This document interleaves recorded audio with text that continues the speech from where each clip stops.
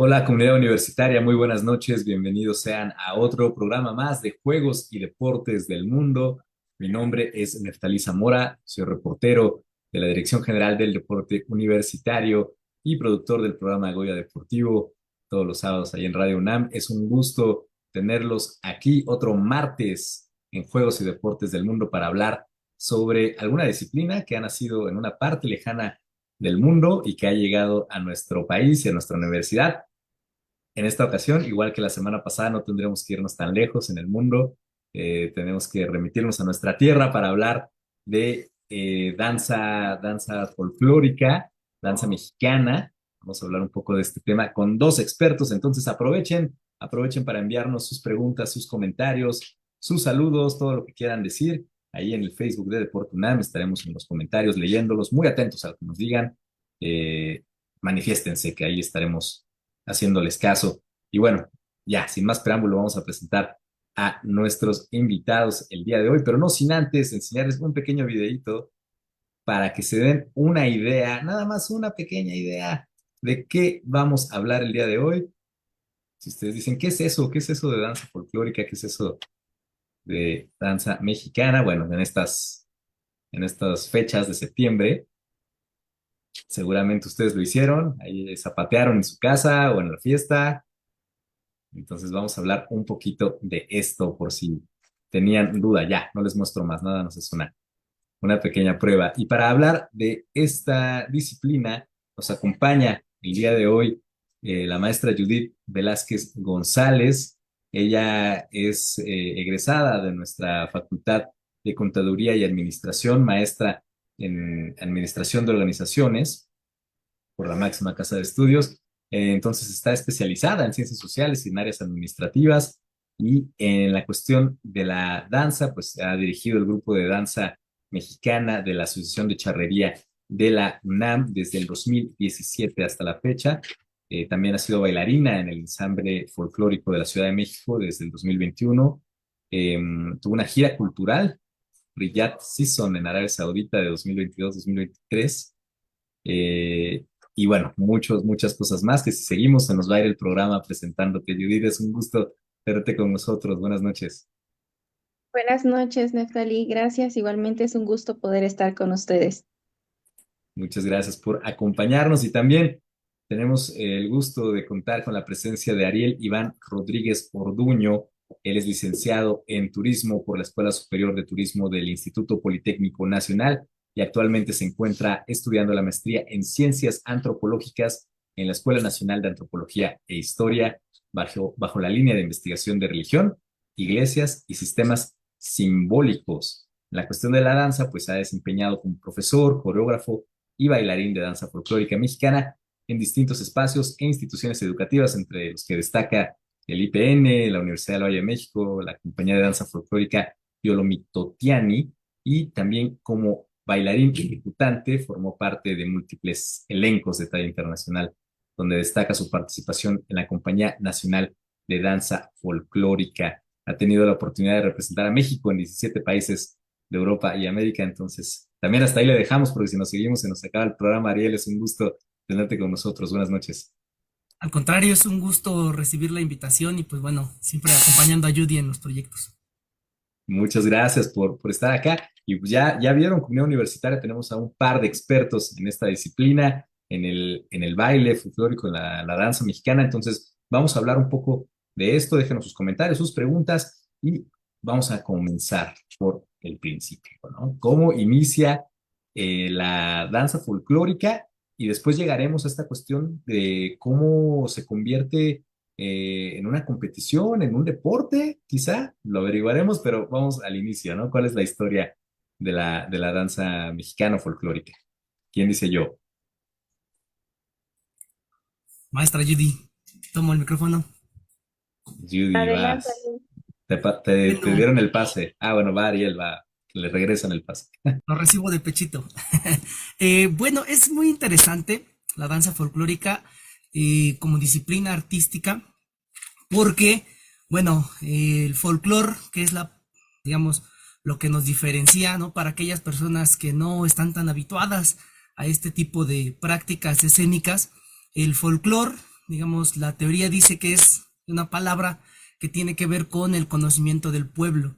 Sin embargo, cuando se habla de danza folclórica, no se habla específicamente de las tradiciones, sino se habla de una disciplina artística, dancística en específico, que toma como fundamento de su quehacer las expresiones culturales, particularmente las expresiones dancísticas, pero que no es la tradición en sí misma, sino ya tiene un proceso académico y por lo tanto tiene también un esquema teórico técnico a través del cual podemos generar consensos técnicos. Específicamente es una técnica particular de la danza y bueno, es muy interesante porque cada vez que platicamos de los proyectos en espacios plurales, pues bueno, lo que siempre comentamos es que el fútbol es fútbol en todo el mundo. Cualquier deporte, actividades artísticas, karate, béisbol, ¿no? La mayoría de los deportes y muchas de las seis de las prácticamente de las siete bellas artes, pues tienen un gran carácter universal. Sin embargo, lo que nosotros siempre recalcamos es que la danza folclórica mexicana solo se hace aquí, tiene una técnica particular y lo interesante es eso, ¿no? Que cada vez que vemos danza folclórica es algo particular. Nosotros cuando platicamos acerca de la danza, pues decimos que puede haber tantas danzas como municipios de nuestro territorio mexicano hay, porque aunque muchas danzas son comunes, van teniendo su particularidad. Entonces es bien interesante porque entre más nos metemos al mundo de la danza, nos vamos dando que tiene una especificidad tal que, pues bueno, tenemos una riqueza cultural, por eso somos un país pluricultural y multiétnico. Entonces es interesante y bueno, como vínculo particular con el quehacer deportivo, ¿no? Con el deporte, es muy interesante porque justo en este proceso, ¿no? De buscar una identidad nacional, el siglo pasado, pues siguieron múltiples procesos de poder academizar, de poder registrar y bueno, a falta de un especialista en danza folclórica, porque justo va creándose esta disciplina, aquellos que tomaron la batuta en ir a las comunidades, en registrar las actividades, en llevarlas a los cuerpos de las y los bailarines, pues fueron los maestros de deporte, porque era ya una, digamos, una disciplina bastante consolidada. Entonces es interesante porque muchos de los maestros que conocemos hoy en día, la danza folclórica, pues iniciamos con calentamientos propios del quehacer deportivo, un calentamiento muy articular, a veces no lo enfocamos tanto en el estiramiento, pero bueno, pues es justo porque viene de una tradición deportiva. Entonces es muy interesante porque para la entrada de la década de los 80, pues tenemos un quehacer dancístico que si bien está en ciernes la investigación etnográfica, ¿no? Son pocos los proyectos, son pocos los acercamientos que tenemos de manera formal a través de políticas públicas, pues lo interesante es que son los maestros de deportes los que lo llevan a las escuelas, a las primarias, secundarias, y bueno, crecemos con la danza folclórica enseñada desde la práctica deportiva. Qué maravilla, ¿no? Entonces ahí están esta conjunción entre algo que pasa en la comunidad, ¿no? Porque hemos bailado desde siempre, ya se lleva, como dices, a la escuela, a la academia. Ahorita volveremos más a hablar de la historia y hablar de la técnica y de todo lo que rodea al baile folclórico. Pero Judith, cuéntanos, ¿cómo llega tú? Has bailado desde hace muchos años. ¿Cómo llega el baile folclórico a la universidad? ¿Cómo es este acercamiento con la Asociación de Charrería? Cuéntanos un poquito esa historia. Mira, retomando un poquito lo que Ariel menciona, considero que la mayoría de nosotros tuvimos nuestro acercamiento con folclore justamente en educación básica, con los maestros de educación física. Recordaremos que cuando hacían los eventos de septiembre, el Día de las Madres, ¿a qué profesores eran los que se les encargaba hacer el montaje, la presentación? Era justamente con los maestros de educación física. De aquí, por experiencia y las vivencias que he tenido y de conocidos, considero que es parte fundamental de la educación, es lo que nos acerca un poco a nuestra identidad, a la nación. En cuanto a la danza folclórica, yo inicié bailando en la prepa, teníamos un taller de danza folclórica y bueno, en ese momento se hacían los concursos interpreparatorianos. Uno decidía si competía en algún área de física, matemática, artística. en ese momento yo decidí por enfocarme al folclore mexicano. De eso te hablo que fue como por el 2009, 2010. Ahí fue cuando inicié con el estado de Colima y Nayarit. Y estuve practicando durante varios años. Le agarré ese amor, ese cariño. Y lamentablemente no decidí tomar otro rumbo en ciencias sociales y no me enfoqué en el área de artes, pero de manera extraordinaria me dediqué también al folclore. Eh, Le comentaba justo a Ariel y bueno, los bailarines que han pasado por el grupo, que nosotros decidimos acercarnos justo por estas fechas, en el mes de agosto, para ser exactos. Eh, el doctor Arturo Ruiz, recuerdo que lanzó una publicidad que se quería retomar nuevamente el deporte de charro Sunam y que invitaban a todos los interesados a integrarse al grupo y a contribuir a la comunidad de alguna manera, de acuerdo a nuestra especialidad. Y ahí fue donde se me ocurrió en buscarlo y contribuir, pero con danza folclórica. Digo, mi especialidad no es la charrería, no es la parte de escaramuzas, pero sí se me hace interesante esa parte de relacionar ese deporte de charros con la danza. De hecho, lo hemos visto en las charreadas, de forma tradicional siempre se cierra con el jarabe tapatío. Esa es, digamos, la tradición. Ya adicional, se piden algunos bailes, una o dos piezas, o si nos enfocamos a la parte turística o de publicidad, pues ya se piden otras piezas del folclore mexicano. Igual también esto es importante comentarlo. Ariel justamente mencionó que muchas de las danzas, de los bailes que nosotros conocemos es por gente que se va a las comunidades. Y finalmente las charreadas es una tradición que llevamos nosotros desde la época de la Revolución, sino es que desde antes, que es con el origen de los capataces. Entonces, nosotros en un escenario podemos interpretar un jarabe tapatío, pero realmente no todos saben de dónde surge el jarabe tapatío o no se toma en ese contexto de que el jarabe en sí es por la charreada. Y de hecho, como bien les comentó Ariel, sufre una transformación. No es igual como lo vemos en un lienzo charro que, como mostraste al inicio de la grabación, no es lo mismo como se baila ahí en una pequeña tarima donde cabe nada más la pareja y alrededor están los caballos, a muy diferente en un escenario que incluso en un escenario de entrada el piso es de un solo nivel, tenemos otras parejas que nos acompañan, en este caso no, aquí como lo vemos en pantalla, normalmente es solo una tabla. Aquí nosotros tuvimos el privilegio de tener dos tablas, pero normalmente en el lienzo charro es una sola tarima y al finalizar la charreada, todos los charros se reúnen alrededor de la tarima para finalizar con el jarabe tapatío.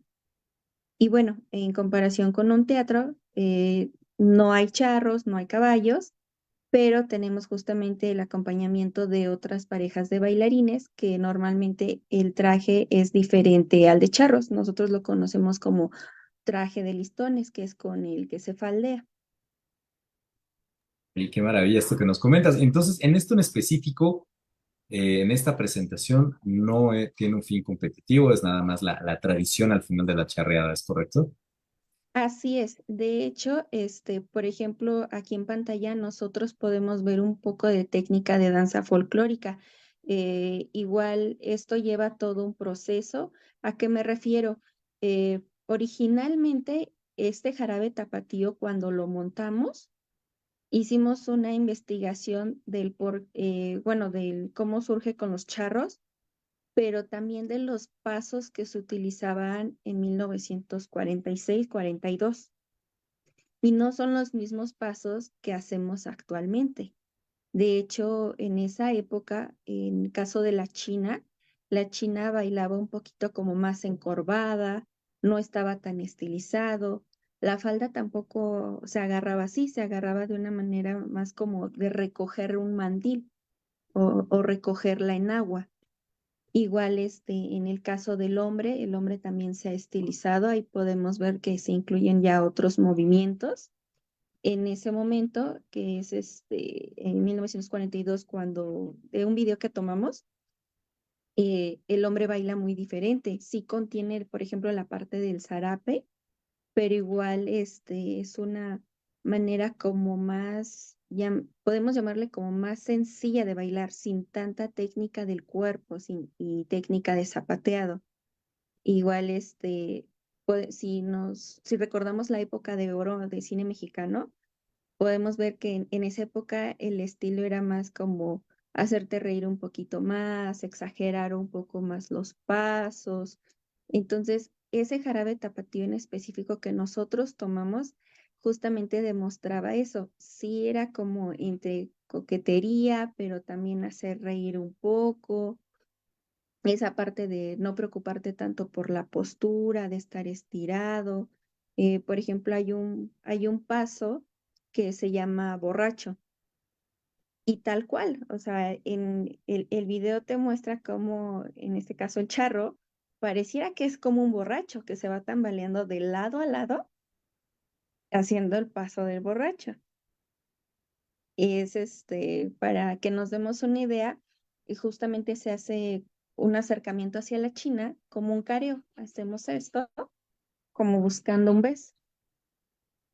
Entonces, aquí recalcando, no es igual el jarabe de esa época al jarabe de ahorita.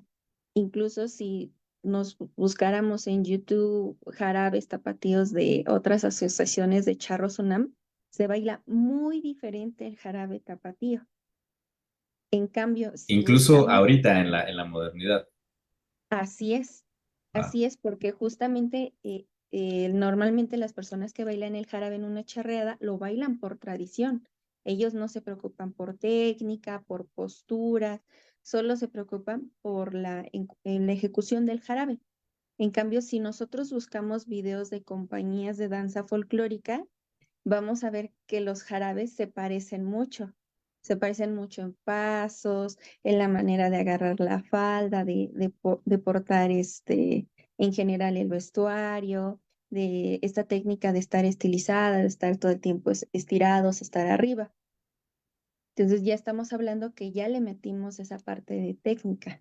claro. Fíjate que hemos tenido en este programa la oportunidad de hablar de bailes, baile deportivo, de salsa, de danzón. Justo lo que nos comentan me recordó lo que nos dices, ¿no? Que una cosa es bailar en la fiesta, ¿no? Ahí con tu familia, con tus amigos, y otra ya con la técnica, ¿no? Oye, Ariel, aquí tenemos otro video, justo nos gustaría enseñarlo para que nos cuentes esto que nos está contando Judith, ¿no? ¿Por qué se baila así? Cuál es la técnica que se usa? ¿Cuál es el significado también del jarabe tapatío? ¿No? Algo que, como dices, lo bailamos, pero ni nos preguntamos por qué, ¿no? Nada más buscamos el beso, como dice Judith. Sí, es muy interesante lo que platicaba Judith, porque justo lo importante aquí reconocer es que esto que mostramos es una expresión academizada de la danza folclórica. Aquí nosotros, bueno, yo en mi quehacer profesional antropológico, lo que siempre invitamos a los compañeros es a buscar una interdisciplina, porque justo la danza folclórica toma como principal fundamento los quehaceres, las expresiones culturales, pero a veces digamos, se piensa mucho desde el escenario, únicamente en una noción escénica, pero no hay esa visión antropológica. Esto es importante porque, eh, digamos, desde la perspectiva de nuestro compañero investigador Eric Nepomuceno, hay dos grandes paradigmas de la danza folclórica. La primera es de Marcelo Torreblanca, un maestro icónico para la danza folclórica en México, investigador de danzas tradicionales, ¿no? Y el paradigma que él y otros y otras investigadores, investigadoras plantean es el de la danza folclórica tradicional, es decir, llevar al escenario lo más tradicional posible, en la medida de lo posible, ¿no? Las expresiones dancísticas. Sin embargo, está por otro lado el paradigma que plantea Amalia Hernández, que es lo que escuchamos muy común, el ballet folclórico. No solamente, digamos, que pasa por un proceso de academización técnica, sino aparte se le agrega la técnica del ballet No sé si quien nos está escuchando ha visto que de repente hay grupos que levantan mucho el pie, ¿no? Que es técnica propia del ballet. Por ejemplo, que cada paso que hacen apuntan el pie, que es una técnica de estirar la puntita del pie, ¿no? Si en términos dancísticos le llamamos apuntar, ¿no? De estar muy bien colocados, ¿no? Un maestro tradicionalista te dice, jarabe tapatío se baila inclinado hacia la mujer. Alguien que hace ballet folclórico te dice, no, el charro tiene que estar bien parado. Y esto es importante justo porque lo que vemos aquí, digamos, lo que hemos visto en general en México en los escenarios es este proceso entre ballet folclórico, entre danza tradicional, entre lo que hacemos en los pueblos y bueno, lo que ahorita podemos ver es justo una de las propuestas que hay. Es bien interesante porque si tú vas a Jalisco, por ejemplo, un muy buen amigo nuestro, el maestro Francisco Magaña, nos contaba en algunos cursos que nos ha dado, nos dice, lo que un charro siempre dice es que debe de saber hacer suertes charras, es decir, el deporte de la charrería, debe de saber cantarle a su mujer, así es como lo plantean o como nos lo han expresado, y aparte debe de saberle zapatear. Entonces, a partir de estos parámetros, ¿no? Se ha hecho una secuencia tradicional que si tú platicas con un maestro de danza folclórica de Jalisco te va a decir, es que así no se baila el jarabe tapatío, o así no se baila, esos no son los pasos del son de la negra, por ejemplo. Y esto es bien interesante porque aunque una cosa es bailarlo en la comunidad, digamos ahí en una tarima en la que está y de repente está el mariachi y te pones a zapatear, también los maestros de danza folclórica hemos llegado a consensos de cómo creemos o cómo creen en este caso los maestros de Jalisco que es una versión apropiada, pegada a los usos y costumbres. Y esto es interesante platicar de los parámetros porque también nos ha llevado a uno de los temas que me parece que es central aquí, la competencia en la danza folclórica. Desde un paradigma, digamos, antropológico, lo que nosotros cuestionaríamos sería, bueno, a partir del juicio de quién es más complicada, o más valiosa o menos valiosa una expresión dancística, ¿no? O sea, ¿quién tiene esos parámetros para decir, bueno, una jarana de yucateca es más compleja que una danza otomí, por ejemplo, ¿no? Algo mestizo con algo indígena, o sea, ¿cuáles son esos parámetros? Y bueno, los maestros de danza folclórica dicen, bueno, no es que haya un parámetro que diga esto es mejor que aquello, pero sí hay una técnica dancística que nos permite objetivar, tener elementos objetivos para decir, bueno, hay un grupo que tiene una técnica limpia, hay un grupo que tiene técnica escénica, hay un grupo que tiene trabajo coreográfico, hay un grupo que tiene técnica corporal. Entonces, digamos que ese es el gran debate, ¿no? Llevamos la danza folclórica, a pesar de que hay consensos y una técnica, a la competencia, sí o no. Bueno, el debate está abierto, hay maestros que dicen, bueno, estos parámetros objetivos nos permiten calificarnos entre nosotros. Los que son muy optimistas dicen, bueno, y podemos generar procesos de mejora colectiva.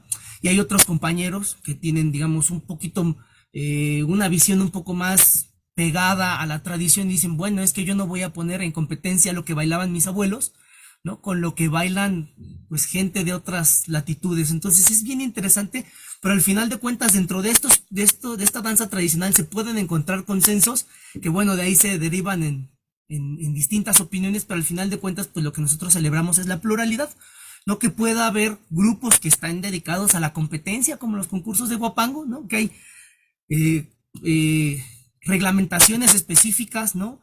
Hay todo un esquema, ¿no? A calificar, ¿no? A partir de parámetros objetivos y bueno, hay también espacios en donde lo vemos netamente desde la difusión cultural y creo que ahí nosotros como gestores culturales y maestros de danza, pues nuestra labor es generar equilibrios sanos, ¿no? Para la propia disciplina folclórica.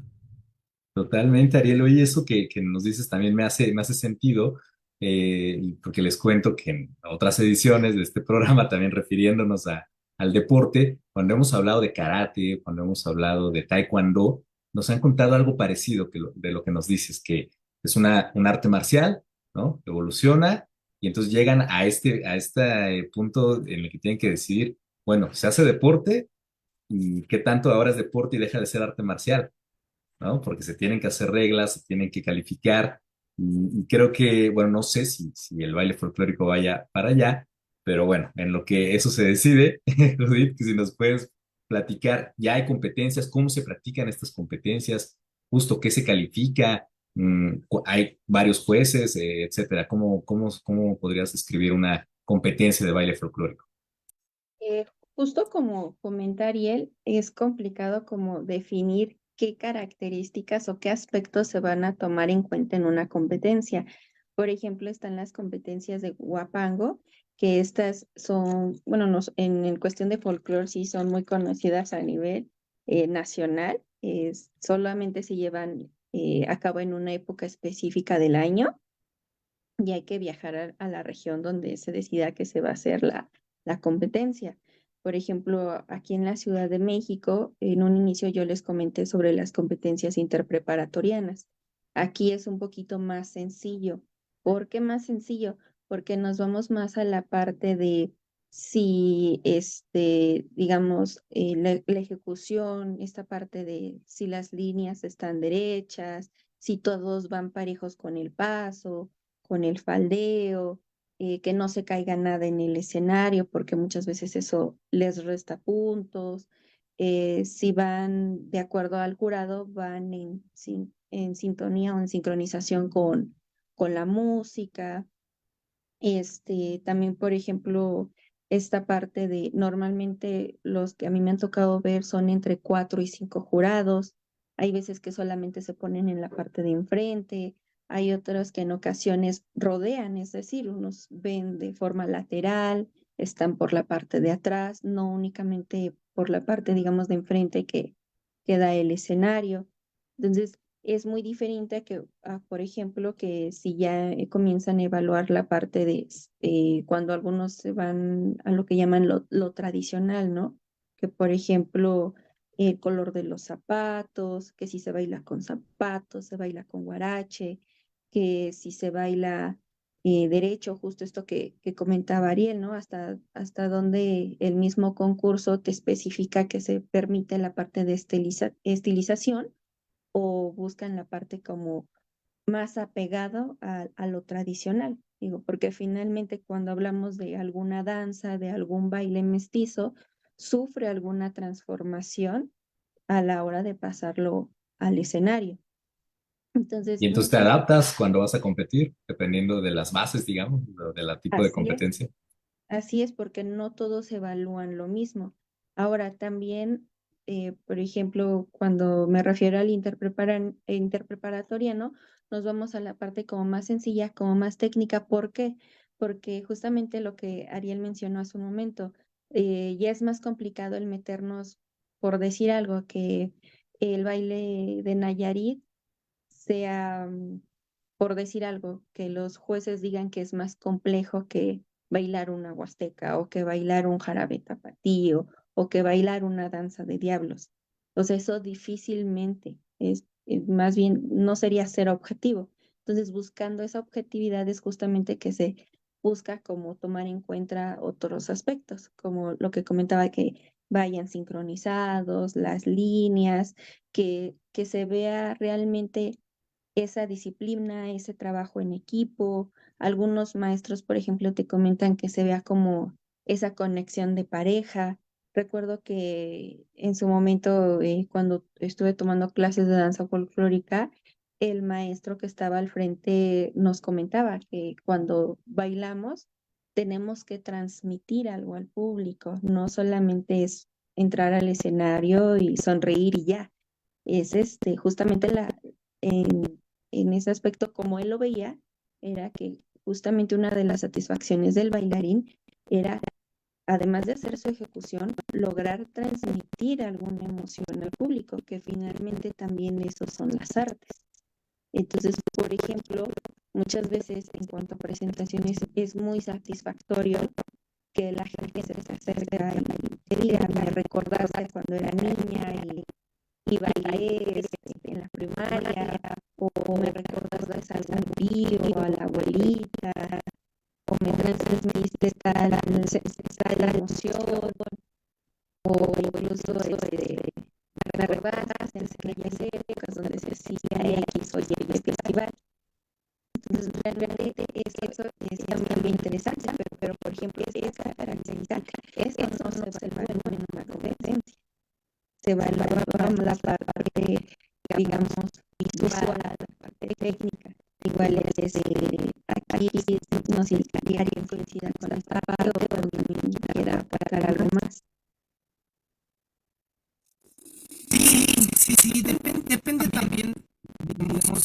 la naturaleza del curso, ¿no? O sea, efectivamente, por ejemplo, un curso escolar, que usualmente calificamos, creo que me ha tocado también hacer, pues, es, por ejemplo, que haya una investigación mínima, ¿no? Digamos que tiene que ser colectiva en este sentido, ¿no? Que los alumnos aporten, ¿no? Se nota evidentemente cuando hay, digamos, la mano de alguien experimentado, pero también se nota cuando en las investigaciones es un trabajo colectivo, ¿no? A veces los textos no tienen una clara línea argumentativa, pero eso habla de que han sido muchas manos que han atravesado el texto, y eso a veces, digamos, en términos para evaluar la habilidad es bueno, ¿no? Porque obviamente, pues si quisiéramos leer una investigación terminada, pues vamos a una biblioteca, pero lo que se pretende es que se note que hay trabajo colectivo de alumnos, ¿no? Que se note que haya digamos, un aprendizaje en ellos.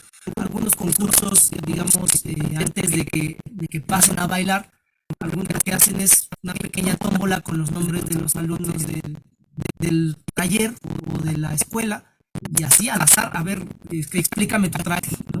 Entonces digamos que también son parámetros para después que vaya aprendiendo, aparte de lo escénico, ¿no? Pero, digamos, la discusión, que es algo escolar, ¿no? Digamos ahí, el concurso, que es algo escolar, pues ya difiere, por ejemplo, cuando se compite entre compañías o ballets folclóricos, ¿no? Que esto también es interesante porque nos lleva a la discusión de si la perspectiva o el consenso que se ha tomado como válido para el concurso, es decir, planteaba hace unos momentos la maestra Judith, que si es con guarache o que si es con bota, ese es un problema de discusión en los concursos de Huapango, por ejemplo. Y entonces hasta se dice, es que votan a todos los de pantalón negro en el Huapango hidalguense, justo porque quien está, los jueces, expertos en el tema del Huapango hidalguense, dicen, no, es que se tiene que bailar con traje de manta. Y cuando están los que abogan por el traje de manta, dicen, es que esto es algo que proviene de los pueblos, usualmente de tradición agraria, ¿no? En esa zona pues se siembra, se trabaja. Entonces, ¿por qué van a traer un pantalón negro y botines? Pues es con guarache. Entonces, es bien interesante porque nos lleva a esas discusiones de quién tiene la verdad, ¿no? Por ejemplo, nosotros como antropólogos preferimos hablar de realidades o de aquello que es verificable, ¿no? Aquello que es verificable. ¿Qué puedo verificar yo? Bueno, si efectivamente voy a una comunidad y están bailando guapango, pues estoy en ese momento verificando. No quiere decir que yo tenga la verdad absoluta, pero sí quiere decir que tengo elementos para poder sostener que eso sucede en las comunidades. Entonces está bien interesante porque esta misma competencia pues nos ha llevado a que haya digamos, que diste mucho lo que se baila en las comunidades a lo que los ballets folclóricos hacen. Dicen, es que esto es espectáculo. Pues que me disculpen muchos compañeros, pero yo he visto jarochos, ¿no? Gente de Veracruz que le pega la tarima increíble y que tiene una técnica de zapateo que aunque no la aprende en una escuela, es técnico y es bueno. Entonces, Y que puede digamos, competir también, podría claro, competir. claro, y acá el detalle es que como el jarocho probablemente no está dentro de los parámetros que un experto en la danza dijo que tiene que ser, pues muchas veces podría ser descalificado. Entonces, la verdad es que el panorama es amplio. Desafortunadamente, esos parámetros objetivos para calificar algo que vaya más allá de lo escolar es complicado, pero al final de cuentas, pues bueno, creo que los intentos se hacen, ¿no? Por llevar a la competencia la danza folclórica.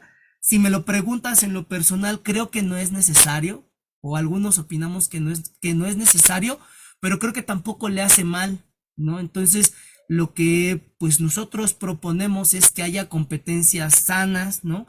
Que no se busque el ganar por ganar, ¿no? Que a veces eso es que por buscar un prestigio de tener cierto renombre, pues digamos, caemos en prácticas que pueden llegar a no ser necesarias. Justo si me permites ejemplificarlo, acabo de ver pues algunos trabajos de danzas otomís que ya las están bailando como polcas. Y bueno, las danzas otomís sí se gira, pero se proviene digamos, es otro código de movimiento, no con brazos grandes, amplios. Y yo lo veo y digo, se ve muy llamativo. O sea, si yo estando en el escenario digo, qué bien se ve. Pero lo que me pregunto, lo que me hace levantar la ceja es, ¿eso realmente es una escenificación de la danza otomí? O entonces ya comienza a entrar pues en una serie de pues entretejidos, ¿no? De técnica, de danzas, de regionalización o de generalización de la técnica folclórica. Entonces, híjole, el debate es muy grande y podríamos seguir platicando de esto, Está, pero está bueno. Porque Está bien. ahí yo lo que les preguntaría es, ¿está federado? Y por lo tanto, si está federado, hay como un reglamento, ¿esto existe, Judith? Hay una federación que englobe a las asociaciones de baile folclórico. Perdón, perdón. Ariel. Adelante. Sí, Ahí va la bola corta, Ariel, La la va a palabra batear. maestra. Tú dime. sí, adelante. No, no lo hay, y creo que no hay una federación que nos regule. Sí hay trabajos de metodología sistematizados, ¿no? Hay libros que hablan sobre la técnica folclórica mexicana, hay técnicas provenientes de otras disciplinas dancísticas que han tratado de sistematizar los movimientos corporales, ¿no? El más claro de ellos es la notación Laban, que trata de generar un registro de los movimientos corporales a través de un lenguaje escrito. Sin embargo, no lo hay. En estricto sentido, no hay una federación que nos diga todos los bailes, todas las jaranas yucatecas o todas las polcas tamaulipecas tienen que ir así. No lo hay. Lo que se ha aproximado han sido investigaciones paradigmáticas, ¿no? Grandes maestros que desde los 60, 70, 80 han hecho las grandes monografías. Pero bueno, lo que discutimos los maestros es que al final de cuentas la danza folclórica, la danza en las comunidades y por tanto nuestra danza académica, pues es un ente vivo, ¿no? Es un fenómeno que está ocurriendo, es un fenómeno social y por lo tanto la visión con la que la maestra Judith y tu servidor trabajamos aquí en el equipo es que existen fotografías que nos pueden describir cómo fue en 1970, cómo se desarrolló en 1980, pero regresando al tema, hablar de verdades o hablar de expresiones únicas, inamovibles, por lo menos a nosotros como equipo de trabajo nos hace levantar la ceja y decimos, bueno, también se nos hace importante, sí, es muy importante cómo se bailó en los 70s, cómo se bailó en los 80s. De hecho, ahorita la maestra nos hacía un recuento, ¿no? De cómo eran esas diferencias de lo que hay antes y lo que hay ahora. Y creo que lo que nos interesa es saber cómo se está bailando ahorita, cómo se ha bailado. Y creo que es válido tener una propuesta y decir, bueno, quisiera yo rescatar esta parte del jarabe tapatío o del son de la negra o cualquier son, ¿no? Me interesa rescatar todavía esto, mantenerlo como se hacía antes, pero también me gusta cómo se está bailando ahora. Y bueno, ahí es donde entra la sazón de los coreógrafos, de los directores artísticos, y bueno, pues ya tenemos líneas específicas que cuando ya tenemos un ojo un poco más entrenado, pues sí decimos, ah, ese es trabajo de tal persona, ah, ese es trabajo de tal maestro, ¿no? Entonces, es muy rico y como siempre, pues abogamos por una pluralidad de voces, ¿no? Perfecto, pues ahí está. Eso me recuerda a una frase, ¿no? En una película de Indiana Jones que decía, aquí investigamos hechos, ¿no? Si quieren verdades, estudien filosofía, ¿no? Para que no nos casemos con una idea, ¿no? Oigan, vamos con estas fotos que nos mandaron, que me parecen espectaculares, hablando pues, de la indumentaria que utilizan. Judith, cuéntanos un poco, ya nos decías también que podría ser un elemento de calificación o no, o qué características debe tener. Cuéntanos un poco en este caso que con esta bella foto del vestido extendido, ¿qué nos puedes comentar? Sí, mira, por ejemplo, en esta fotografía, justo lo que comentaba Ariel, nosotros ya metemos como nuestro sazón. En este caso, por ejemplo, este vestido de Jalisco, digamos, no es un diseño universal, no todos los grupos usan este vestido, tampoco se usa a fuerza para bailar el jarabe o algún son, pero sí tiene, por ejemplo, esta que es dos círculos y medio de vuelo, por ejemplo. En esta tiene dos olanes. Normalmente o la mayoría de los grupos usa un solo olán, pero van más separados los listones. Y bueno, en el caso de Jalisco se usa de diferentes colores. En este caso, nosotros le pedimos a Obed, que es el que nos ayuda con los vestuarios, a que nos diseñara de acuerdo a los colores de la UNAM. Por eso tiene el dorado, los tonos de azul y el blanco. pero pues hay grupos que usan rojo, amarillo, verde, morado, infinidad de colores. Perfecto. Igual, Y tienen que tener como ciertas características. Las escaramuzas la semana pasada nos decían, no, pues hay que tener la calzonera, ¿no? Blanca y después, no sé, el fondo. ¿Igual aquí o no? así es. De hecho, en nuestro caso, en el grupo lo que usamos es, yo le llamo como un uniforme para presentación, es decir, se usan medias de color nude o color piel, pueden ser medias lisas o medias de red, un body de color nude, la calzonera que debe de ser blanca. Hay algunos que les ponen un listoncito de color rojo, de color azul, dependiendo del grupo que así lo pide. Y bueno, en este caso, por ejemplo, para la ejecución de la danza folclórica, nosotros pedimos la elaboración del chongo. Aquí hay muchas diferencias, hay algunos que se hacen una coleta, se enrollan el cabello y está el chongo, hay otros que suelen hacerse dos chonguitos y juntarlo para hacer un solo chongo, hay quienes se dividen el cabello a la mitad y la mitad lo amarran por atrás y la otra mitad se hacen una coleta. No hay una forma en específico como para decir así se tienen que peinar, no, la finalidad es el del cabello recogido, que nada te estorbe en la cara y en este caso nosotros todavía aumentamos una trenza base y después de la trenza base va el tocado. El tocado, por ejemplo, en la primera foto veíamos, va con unas trenzas postizas con listón azul. Y ahí podemos ver incluso el moño que va combinando los dos tonos de azul de acuerdo con el color del vestido. Pero igual, justamente retomando lo de Ariel, es justamente el toque que cada uno de nosotros le da. Igual, aquí también podemos ver al hombre.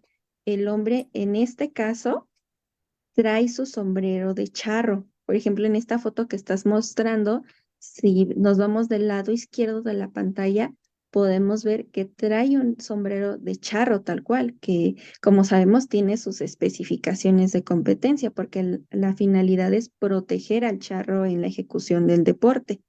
Y muy diferente es el del lado izquierdo. El charro negro sí es un sombrero de charro, pero es de indumentaria.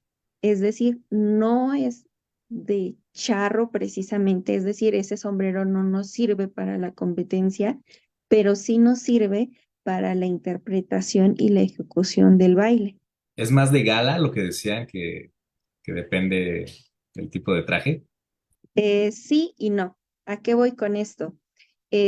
Por ejemplo, los charros tienen su traje de gala, que es justamente el de color negro y con botonadura plateada, pero su sombrero es de charro, es decir, pesa, cumple con esa función de proteger al charro en la ejecución. En cambio, un sombrero de utilería no, de entrada no protege y tampoco tiene ese peso.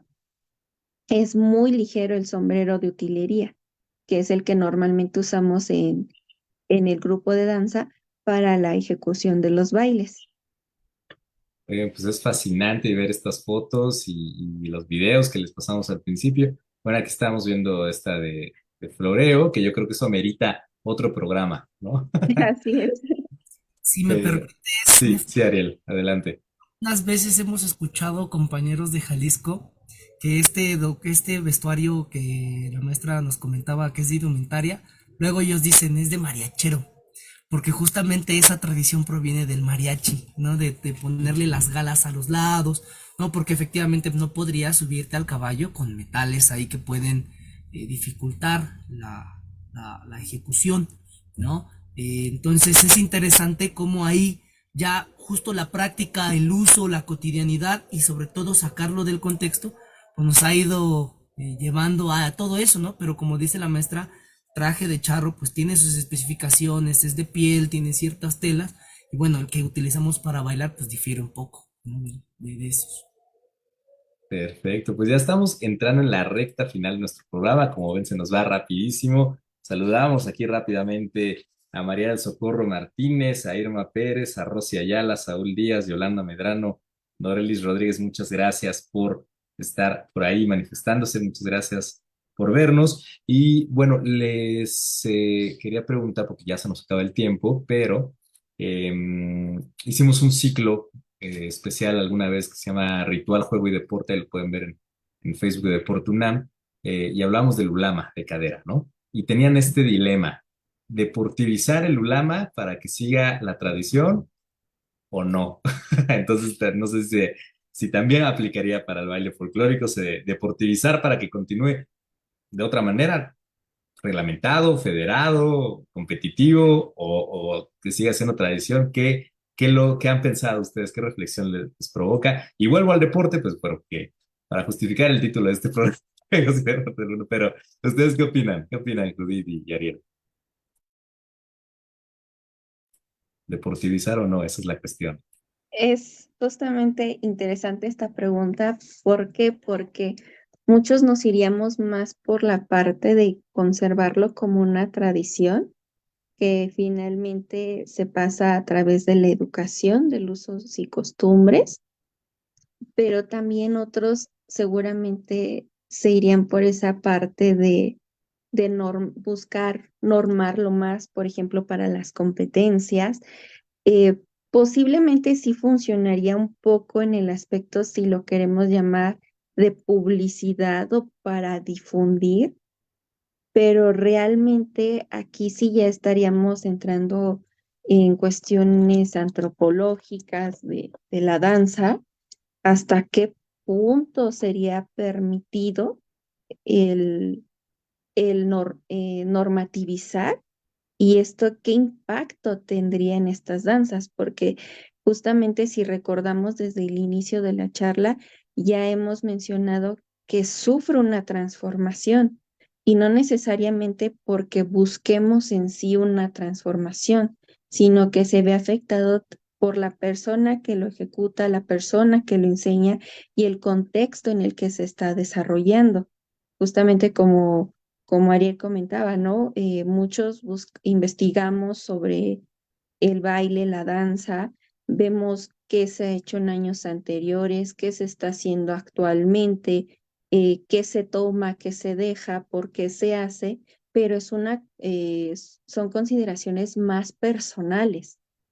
Entonces, hasta cierto punto también ahí entraría el hecho de buscar normativizar hasta qué punto se podría seguir haciendo esto, hasta qué punto algunos considerarían que es válido, que no es válido. Ha Digo que habido es cambios orgánicos entonces, ¿no? Pero, así es ¿qué más? por la misma naturaleza de la danza. Incluso hay algunos maestros que nos dicen, a lo mejor ahorita lo que nosotros conocemos como baile moderno, dentro de 50 años ya no va a ser baile moderno, ¿no? Digo, si nos vamos a un ejemplo más sencillo, pero realmente justamente esa parte tan bonita, tan rica de la danza es que tenemos esa multiculturalidad, tenemos esa parte flexible de poder ejecutarla y que justamente sí algunos te van a decir está bien o está mal, pero desde su punto de vista, ya sea que sea tradicional, que la vean muy académica. Por ejemplo, lo que comentábamos en su momento, el ejemplo del jarabe tapatío. Me he topado con algunos compañeros que me dicen, es que algunas asociaciones lo bailan muy sencillo. Y yo les decía, es que así es. O sea, como Ariel comentó en su momento, o sea, si tú te vas a una comunidad, si tú te vas, por ejemplo, no sé, a una boda en Oaxaca, no se baila así como se baila en un escenario, no te alzan el pie hasta arriba, no están todo el tiempo derechitos, uniformaditos, o sea, no. Entonces, realmente sí es un gran debate buscar cómo meter normas a la ejecución de la danza. ¿Qué opinas, Ariel? Es un debate interesante y bueno, aquí siempre despuntamos pues aquellos que lo vemos desde el punto antropológico. Yo creo que sería muy difícil normarlo porque en sí las comunidades ya tienen sus propios digamos, sus propias esquematizaciones, ¿no? Sus propias esquemas de percepción acerca de sus danzas. Esto es interesante porque aunque no hay algo escrito en muchas comunidades que diga que así se debe de hacer, pues la misma memoria histórica, ¿no? ¿Cómo expresar? La misma reproducción social de las tradiciones va indicando que así se hace, ¿no? Digamos, no es como un deber ser, sino es como un ser que está. Esto es interesante porque es vivo. Mira, si me permites ejemplificarlo, hace poco estuvimos en Yucatán y bueno, nosotros que hacemos danza folclórica decimos, sí, las jaranas yucatecas llevan, se baila con charolas y con botellas. Y cuando ves una vaquería en las comunidades, la pregunta, pues, ¿quién se pone un vaso de chela para bailar? ¿No? Perdón, pero por ejemplo, pues nadie lo hace, o sea, ¿por qué alguien lo haría? Pues más bien esa es la espectacularización. Entonces está interesante porque las vaquerías ya tienen su propio ser, su propio existir y su propio, digamos, desarrollo, su propia reproducción. Entonces, digamos, creo que no hay una necesidad de normarlo y si acaso se norma, pues entonces es como en necesidades muy particulares, ¿no? Como en el caso del guapango, no hay competición de todas las expresiones. Hay de polcas, de guapangos famosos, ¿no? Es lo que tiene realmente un movimiento, que tiene base social, que busca reproducirlos. Pero no hay competiciones de otras expresiones culturales y yo creo que sería un poco peligroso hacerlo, porque entonces plantearíamos que hay una narrativa, ¿no? Hegemónica, que hay alguien que nos está diciendo cómo tiene que ser lo que está haciendo en la realidad. Entonces, híjole, a mí se me pone chinita la piel y creo que el equipo, por ejemplo, que hago con la maestra Judith, ¿no? Que ella lleva la cuestión escénica, que lleva la cuestión técnica, ¿no? Que nosotros la apoyamos en los montajes, a veces estamos también en la ejecución, pero que digamos que hacemos equipo, creo que ahí es donde podemos encontrar la respuesta, ¿no? Un equipo multidisciplinario, ¿no? Que diga, bueno, sí, la innovación escénica es buena, pero hasta dónde también la propia tradición es interesante, ¿no? Que a veces, que insisto, puede estar o no normada, pero está sucediendo en los hechos, está ocurriendo y bueno, que nosotros creo que en un ejercicio ético y de honestidad, pues es también decir, sí, la danza es esto, ¿no? Escénica se puede escenificar, pero tampoco te voy a enseñar una danza rusa porque se ve extravagante, fuerte, llamativa, ¿no? No voy a ponerte una danza rusa que pase como una danza azteca, ¿no? Que cuando ves muchas propuestas parece que va por ahí el camino. Entonces, híjole, intentamos como regresar, ¿no? Y decir, hay un punto de equilibrio interesante, técnico, que se puede competir, pero que tampoco nos lleva como a esa trabajo desmedido de, de rebuscar la danza, ¿no? Claro, totalmente. Pues les agradecemos mucho que nos hayan iluminado con esta charla de baile folclórico. Creo que lo entendemos más y por lo tanto podemos apreciarlo mejor. Judith, ¿dónde podemos contactarte por si alguien quiere entrarle al zapateo y hacer esta disciplina? A través de la página de Charros UNAM, allí pueden pedir mayor información sobre el grupo de danza y con gusto les estaremos contestando, ya sea por vía eh, de Messenger o si algunos dejan sus datos, con todo gusto nos ponemos en contacto. Perfecto, pues ahí está la información. Les agradecemos mucho que nos hayan dado su tiempo para hablar del baile folclórico. Judith Velázquez, Ariel Rodríguez, muchas gracias. Gracias por hablarnos de esto. Al contrario, Y a la orden. Al contrario, gracias por la invitación. muchas gracias, Judith y Ariel. Y bueno, nada más mandamos los saludos finales. Cristina Rivas, Octavio Abad, Ana Sofi, Miguel Portilla, muchas gracias también a Nayeli, al staff de video, Ana Sofi también que anda por allá. Muchísimas gracias y nos vemos en el próximo programa de Juegos y Deportes del Mundo, que va a ser la segunda parte de frontenis, que es un deporte que aunque usted no lo crea, surgió en México. Bueno, entonces nos vemos la siguiente semana. Que estén muy bien. Hasta luego.